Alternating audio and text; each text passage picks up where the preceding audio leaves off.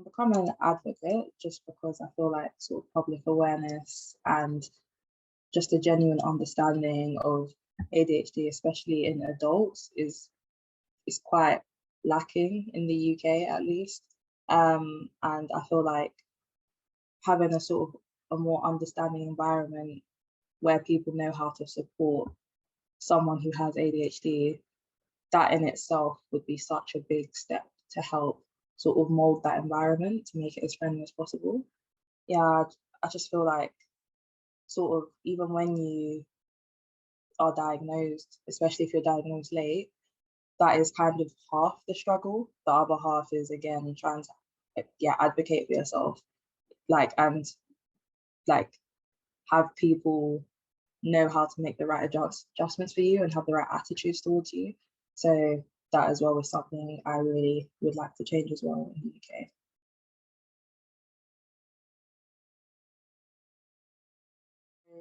I would say it was more of a sort of retrospective journey, like, oh, all of these things make sense once I got my diagnosis. I suppose the path to me getting there was I had sort of other mental health disorders and issues, and that as well is sort of a symptom of having undiagnosed ADHD. So that was one of the things that really sort of indicated that it could be a possibility enough so that I would go and get a diagnosis.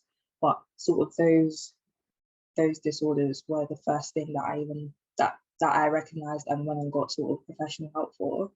And then sort of working backwards, I saw sort of other people's experiences of having ADHD and stuff, and a lot of the sort of not even necessarily symptoms, but sort of the what's the word? The result of having it undiagnosed for so long, for example, like low self-esteem and being sensitive to criticism and a lot of sort of things that like become a result of you not having the support you need.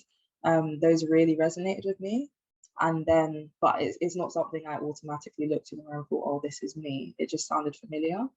And then like I just kept sort of seeing like very specific scenarios that like people with ADHD sort of said to them happen to them daily, and I was like, that's really specific, and I never even thought of that as a symptom.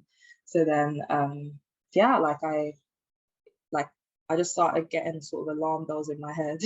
So I decided to sort of do a bit more research, and then obviously looking at typical sort of NHS website symptoms, and then looking at more sort of blogs and things like that as well, looking at other people's sort of journeys and realizations. And it was all just, that was when it was really sounding familiar.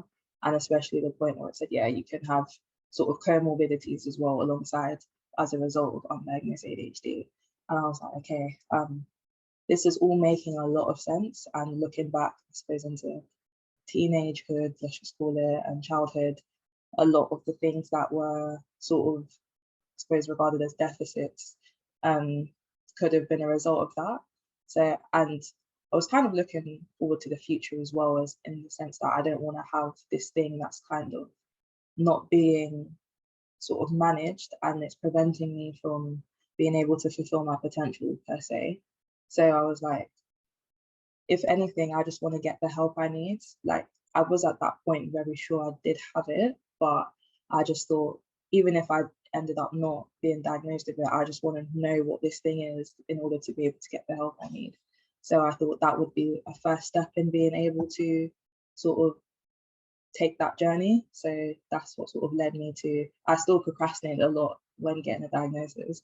But so then I eventually went to my GP, did the right to choose scheme, and then got a appointment, which was about 7 months wait time. I know it's a lot longer now, but luckily I was a bit ahead of like a massive sort of surge of realization. So I was able to get my appointment a bit more quickly. But yeah, I then spoke to my psychiatrist, who was assigned to me, and spoke about childhood. We spoke about academic performance. We spoke about sort of socially, like relationships and like familial problems, etc., and also jobs as well.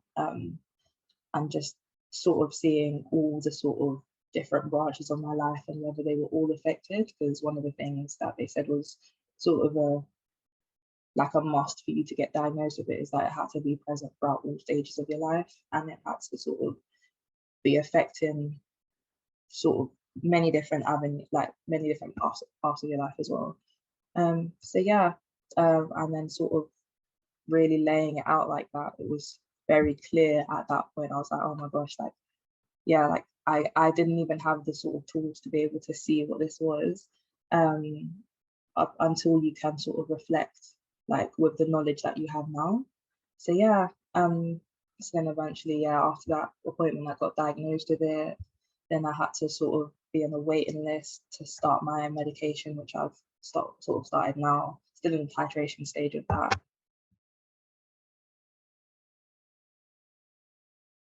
Say directly suicidal thoughts, but one of the things I mentioned in terms of sort of a precursor to having undiagnosed ADHD, I did suffer or do suffer from depression and depressive episodes.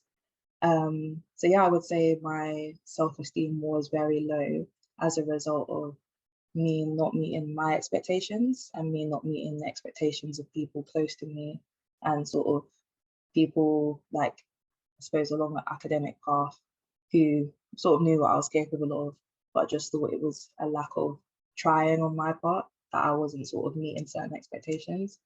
And then, yeah, that sort of vicious cycle continued um, until very recently, really.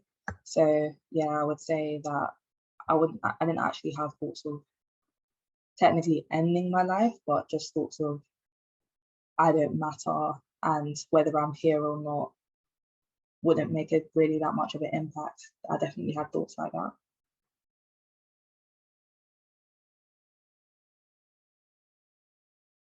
First of all, it's not just a learning disability.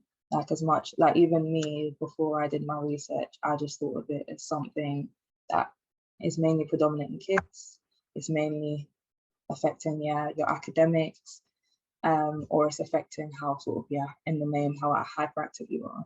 But it affects all areas of your life. And it's something that is chronic as well. It's not something that you can sort of do a quick fix for, if that makes any sense. And it's something that you should have, like, you should give grace, I suppose, to people who have it, even when it, again, inconveniences you. Because what I find as well is that you will tell someone that you have this thing, like you have ADHD, and then they're understanding. And then when they're sort of impacted by it because you forgot to do something, or they didn't like the way that you've affected their space, yeah, then they sort of react to you in a way like it's your fault. And obviously that as well, like you're already having to sort of deal with the fact that, okay, yeah, I know I did this thing, and now you have to deal with someone else's reaction to that as well. So I would say, if you're really going to be like a support system, like really be a support system, and you have to all sort of alter your expectations and really look into the fact that it's a neurological disorder. So I feel like if people viewed it through that lens, rather than as something you can help, and it's as much an impairment as someone who sort of, say, had a physical impairment. You wouldn't expect them to be able to do things that sort of able-bodied people, for want for a better word, would be able to do. So I would say, yeah, that's what I would say is, like, yeah, give us the grace that we need. And just because you can't see it, and just because you fail to understand exactly like how much it impacts us,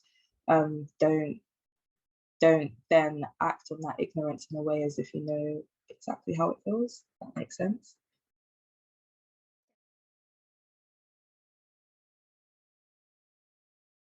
Yeah, because I even had a recent experience with unsuitable reasonable adjustments being made, I suppose, and feeling like a burden, I suppose, for asking for more. So I'd say, again, like, very similar. This is something that maybe you don't understand exactly how it impacts me, but me asking or making me feel like a burden for asking for things, or saying that you can't fulfill certain kinds of sort of requirements that I need. That is not being inclusive. So I feel like as well with employers, they think inclusivity just means being sort of ethnically diverse and like sort of having gender diversity or LGBTQ diversity, but they sort of fail to make workplaces neurodivergent inclusive as well. So I would say with employers, I'm not saying you need to be an ADHD expert, but trust that you have to be very self-aware and know your limitations as someone with ADHD. And if we're saying that we need certain adjustments, again, please try and make that sort of path as easy as possible. And we can still do as good we can still do as good a job as anyone else. We just sort of need, again, certain sort of helping points which we shouldn't be made to feel bad for, definitely.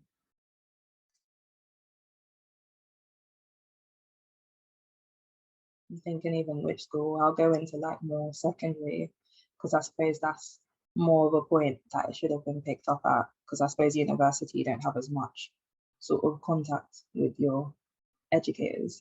But I would say I feel like they do need to be a bit more sort of vigilant and a bit more like the safeguarding. Again, it needs to be neurodivergent inclusive, not just obviously looking out for sort of behavioral, I suppose, kind of changes, but yeah, academic performance. And also I would say as well, definitely, someone doesn't necessarily need to be failing for them to be impacted by something, or for you to then be like, that's a red flag. Because for me personally, because my grades were never bad enough for someone to look at it and be like, there clearly must be some kind of learning disability here or something. I suppose that's why it was never really picked up. But I suppose I feel like there needs to be more of a sort of understanding of like each student's capabilities.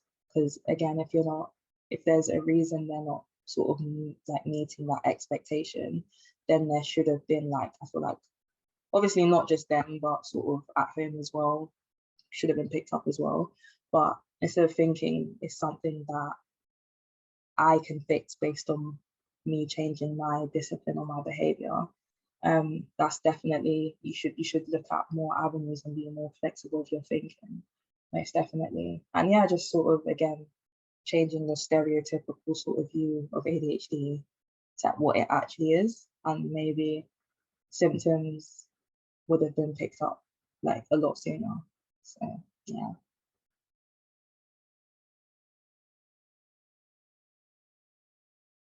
It's kind of similar. It's a bit less similar because I suppose at the time you go to ADHD, you're more of an adult, so there's less safeguarding involved, really. But I would say, I feel like even if I knew I had it at that point, there would have been a lot sort of less adjustments that could have been made regardless, because again, there's such a lack of understanding of how you can actually help someone with it, that there's not really many effective kinds of sort of adjustments in place. Like the most I can kind of imagine them doing is saying extra time for an exam or extension of a deadline, but that is just delaying the problem. It's not actually helping the problem. I don't feel like they actually have things in place that would really have meaningful impact. Like, and I feel like as well, the onus would still be mainly on me to sort of make those adjustments for myself. And not to say I shouldn't take any responsibility for helping myself, of course not.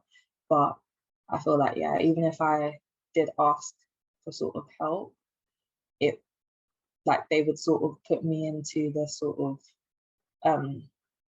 bracket of learning disabilities and not actually addressing all the areas that it affects in my life. So I feel like they really need to sort of update their way of sort of helping people with ADHD as well, definitely.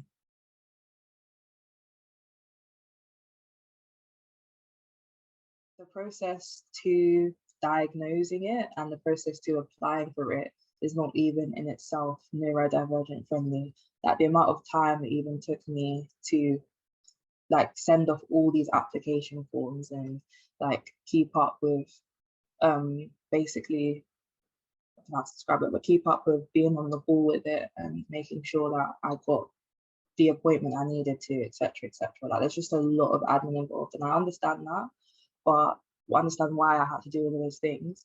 But it made the process so much longer than it needed to. And the point at which I got, like, say if I'd even put in my application a month earlier or a week earlier, I could have had an appointment so much sooner. And I feel like as well, like if, like, I don't even know what a good analogy for it would be, but if you're trying to diagnose someone for something that you know causes like a lack of being able to finish tasks and a lack of motivation and etc., like making the process such a sort of long, drawn out, boring process is and not sort of providing again help to be able to get through that process is a bit backwards in a way, if that makes any sense. So I would say they kind of need to make the process like of even getting there like a lot more ADHD friendly, let's just call it.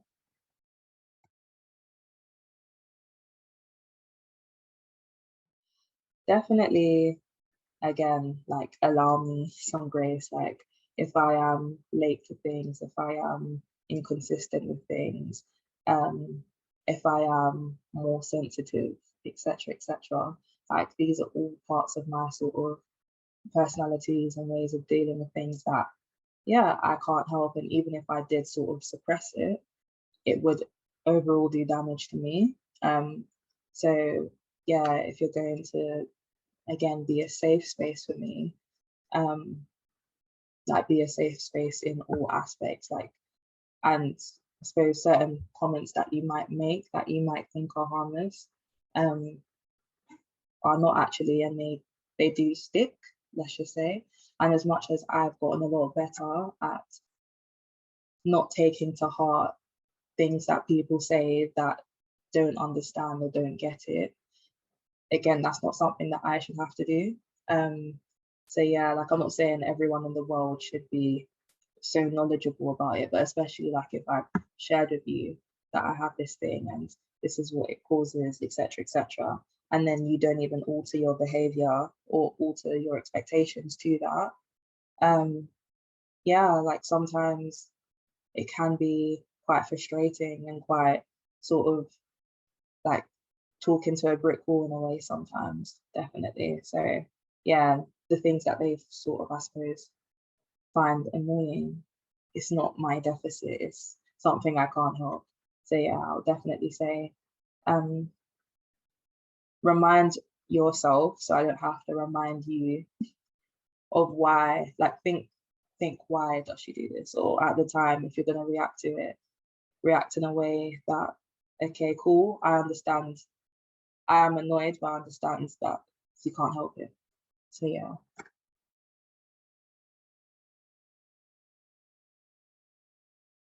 Oh, so much, but like along the same sort of track of, yeah, like again, my deficits aren't things that one you, because I feel like they need to fix it and they need to put more sort of pressure on me to make me remember things or to make me sort of change my um, sort of way of thinking.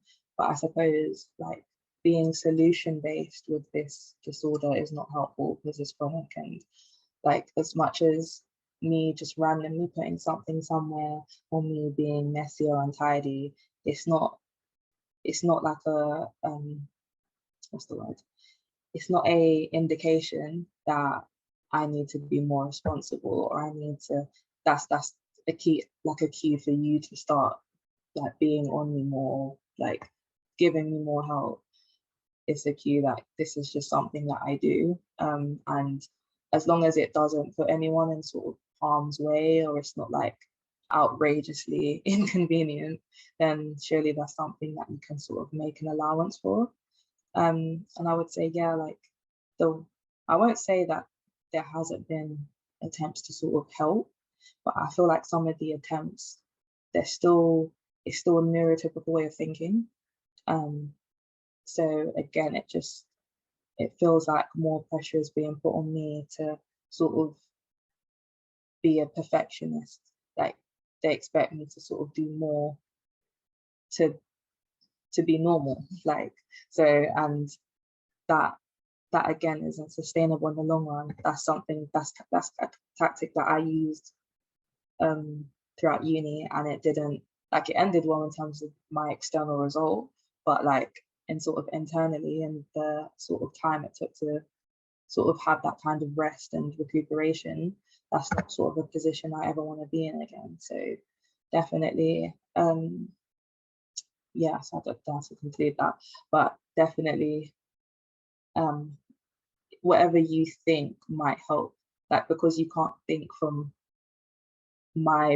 with my brain, you physically cannot understand how my brain works. You kind of need to come back to the source to understand if this is something that actually helps, rather than thinking this logically must help because this is something that would help me. You can't know how it would help because you don't have it. So yeah.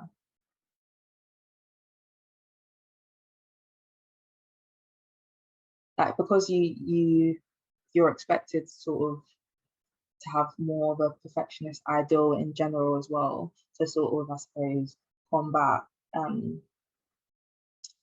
certain privileges that you don't have in a way.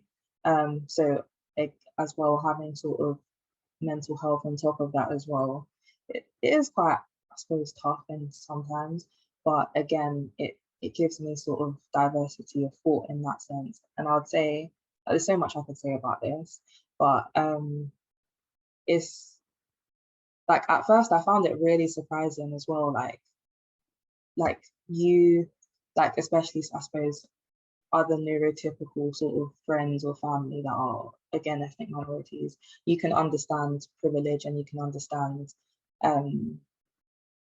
like ways that your life is made a bit more harder compared to your counterparts. But then when it comes to mental health, you now don't apply that same like level of thinking, if that makes sense. Like, because you don't recognize that as a privilege, because again, you don't understand like how much harder it is to do certain things, like if you are neurodivergent. So I would say that kind of lack of awareness in a way is, yeah, that was something that was really surprising for me, definitely. So I would say um there needs to be a sort of translation of, yes, you can have privilege in all areas of your life, and that includes mental health as well, in terms of if you've never suffered from any type of mental disorder compared to if you have, there's a very different sort of way that you'll approach situations. There's different things that will affect you and your ability to do certain things. So there needs to be that kind of fluidity of thinking. And I would say as well, like, I won't say like all ethnic minorities because I can't speak for everyone, but I know that, like, especially in like Black households as well, like there are, or it is getting better, I would say, but there was definitely less of a understanding of sort of mental health and the way it kind of affects you, and especially with ADHD, like obviously if it was more sort of something that they recognized, then I suppose there'll be more grace given. But because ADHD is something that is a lot newer in terms of recognizing how much it impacts you, again, it's a mountain to climb, definitely, in terms of getting people to, one, understand how they can help, and three, getting them to accept that this is the new reality. That's definitely something as well that I think needs to be brought more to awareness, definitely. So I feel like people think that yeah, like ADHD is, like, I suppose the stereotypical kind of view of ADHD is it only affects sort of white men. Like, they don't think, first of all, it affects women. and also it can affect like, yeah, ethnic minorities and ethnic women as well. So that there's just so many different layers to it. So that's again something that really needs to be sort of made like, sorry, I don't know how to phrase it, made like the awareness needs to go up, basically. Definitely.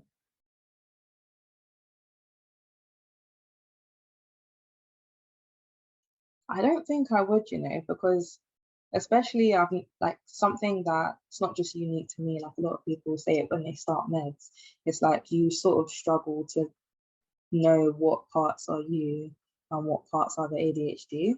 So like if I was to wave a magic wand, like who knows what I would be like, and if I would have certain skills, or if I would enjoy the same things that I enjoy because I have it. Obviously there's a lot of inconveniences, definitely. But overall, I don't think I would remove it, because again, it might have guided me to the path that I'm at now. And I really like where I'm at now. So who knows where I would be if I didn't have it.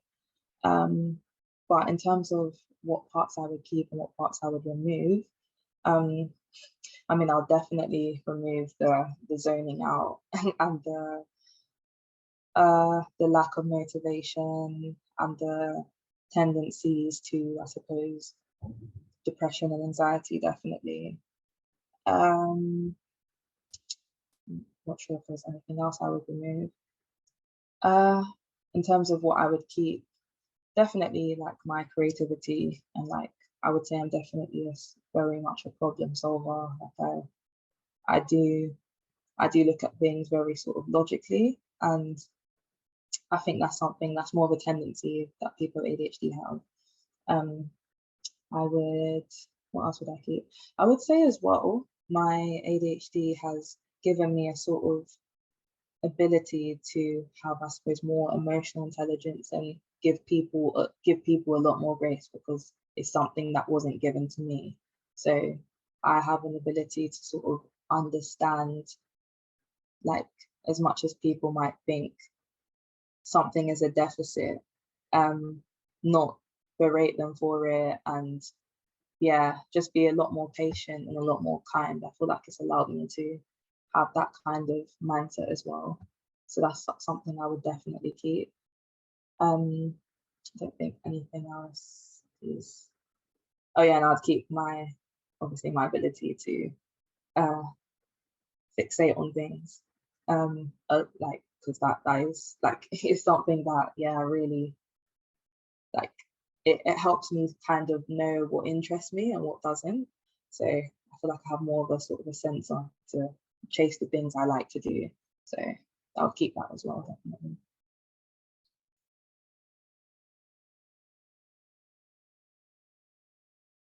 Having a lot of external prompts, like once I kind of looked at it from a lens of um you it's not that you're inattentive, you just are selectively attentive, and you need to, like, it feels like your brain is full of holes, if that makes sense. So as much as you might be aware of certain things, you'll just lose track of it like a lot more easily. So not trying to put the onus on you remembering things and etc., just sort of having like a second brain on the outside, in terms of, yeah, having things, like, you have to obviously set these things, but doing it at the time you remember, and then having it remind you at the time you don't remember at the point you need to do it. So having like a lot of, yeah, alarms, timers, reminders, and as much as it can be kind of exhausting to continually do that, it's a lot better than having to scramble around last minute and not do as good a job as you could do. I would say as well, definitely writing lists. Like for me, my phone, I would say, is my main like way of remembering things, like calendar and lists and things like that, because I know I need something. Like, I know I use my phone a lot, so I knew that getting a sort of calendar or a planner, written calendar or planner, it would do nothing for me, because I wouldn't remember to pick it up and look at it. So yeah, I would say definitely doing things like don't try and force yourself into someone else's idea of what productive looks like.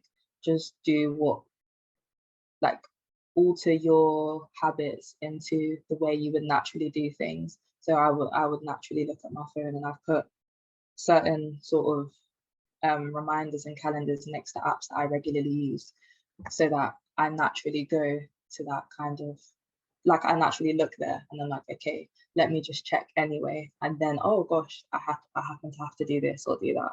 So yeah, just sort of identifying spots and areas that I naturally don't have to think about going to, and then putting things that I need to do there has really helped me to sort of be a bit more consistent, definitely.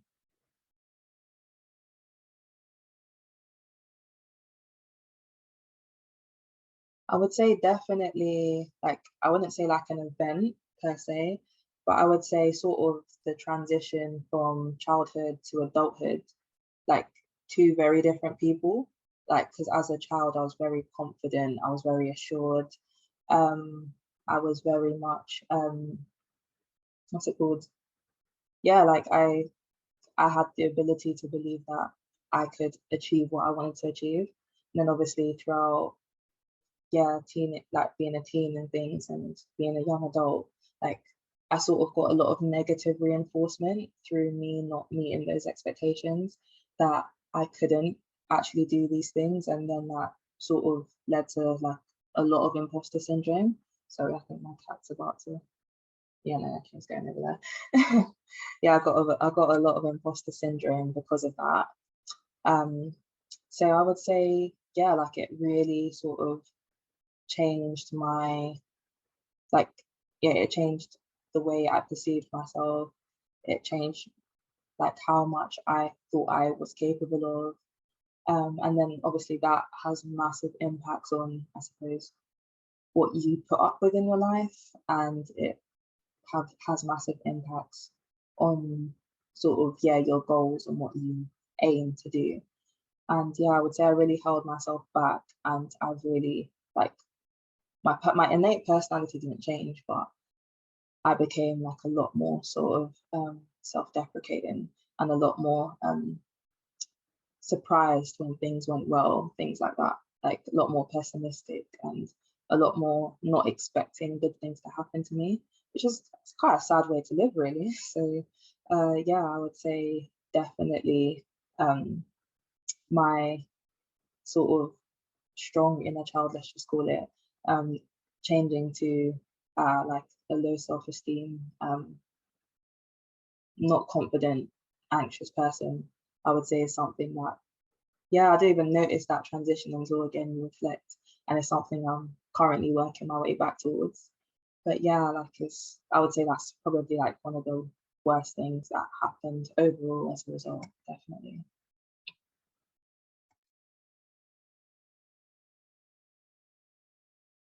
I would say my sort of self-awareness and my emotional intelligence is like at an all-time high. And those are things that I might not necessarily have developed if not for those sort of hardships that ADHD created alongside other things. So I would say it's given me, and obviously I'm still young, like I'm still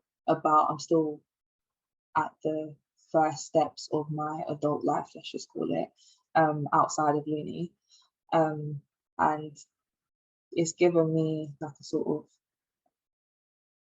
I think, a greater ability to navigate what I need to do next, if that makes sense. Know my limitations, know exactly, not be afraid to ask for the things I need, not having as much of a care of other people's opinions, and needing people, because I suppose I developed a sort of people pleasing tendency as well. Not needing that validation and approval, like having a strong sense of self, definitely is something that I kind of had to develop. Um, and trying to think what else. And yeah, just being very sort of yeah, excited for the future despite all of the things that have happened. And just, yeah, being able to think, Amber, like you did a lot even when you didn't have the tools to do what you needed to do. Like, that's given me a lot of confidence as well, because if that's what I could do when I was at my lowest, then who knows what I could do like now that I'm in a much better place. So yeah, it's just given me a lot more optimism, definitely.